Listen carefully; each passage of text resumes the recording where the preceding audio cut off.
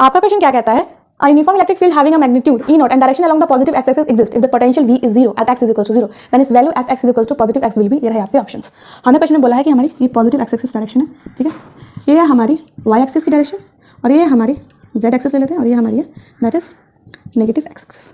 हमें बोला है जब x इज इक्वल्स टू 0 है तो यहाँ पर हमें पोटेंशियल यानी पॉइंट जब हम ओरिजिन पे ले रहे हैं तो यहाँ पे हमें पोटेंशियल गिवन है 0। हमें बोला है जब हम x is equals to positive x ले रहे हैं तो यहाँ पे हमें यानी इस पॉइंट पे हमारी पोटेंशियल की जो है वैल्यू पूछिए क्या होगी। हमें बोल के रखा है कि जो इलेक्ट्रिक फील्ड की जो डायरेक्शन है वो पॉजिटिव एक्स एक्सिस के डायरेक्शन में है, यानी कि इलेक्ट्रिक फील्ड भी हमारी इसी डायरेक्शन में, जिसका हमें मैग्नीट्यूड गिवन है दैट इज ई नॉट। यहाँ पे देखेंगे तो हमें गिवन है यूनिफॉर्म इलेक्ट्रिक फील्ड, ठीक है, यानी कि हमें इंटीग्रेट करने की जरूरत नहीं है, नॉन यूनिफॉर्म देख रखता तभी हम इंटीग्रेशन पे जाते हैं, ठीक है। आप लोग को मालूम है कि पोटेंशियल का रिलेशन इलेक्ट्रिक फील्ड के साथ perfect, that is magnitude of change in potential is equals to electric field का डॉट प्रोडक्ट डिस्प्लेसमेंट के साथ। इसको फर्दर सॉल्व करेंगे तो आएगा इलेक्ट्रिक फील्ड का magnitude into that is change in displacement का मैग्नीट्यूड फिर इंटू कॉस थीटा। थीटा क्या है, परफेक्ट एंगल है हमारा इलेक्ट्रिक फील्ड और डिस्प्लेसमेंट के बीच का।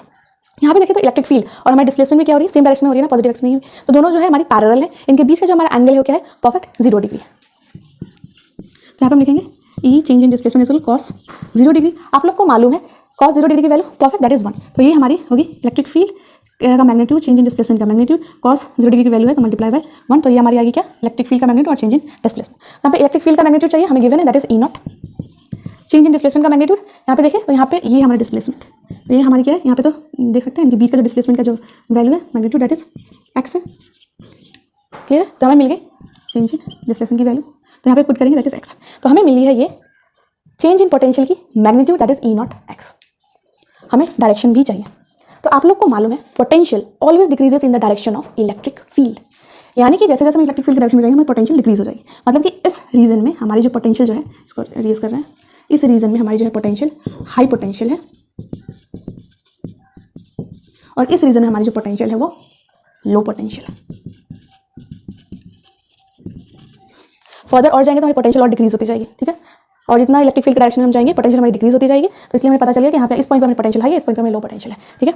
यानी कि चेंज ये हमारी वैल्यू मिली है, चेंज इन पोटेंशियल का मैग्नीट्यूड मिला, हमें डायरेक्शन चाहिए, तो change in potential that is high value minus low value करेंगे, तो पोटेंशियल जो हमारी एक्स की वैल्यू दैट इज ओरिजिन पे 0 इज माइनस पोटेंशियल हमारी एक्स की वैल्यू क्या है at positive x that is equals to E naught x.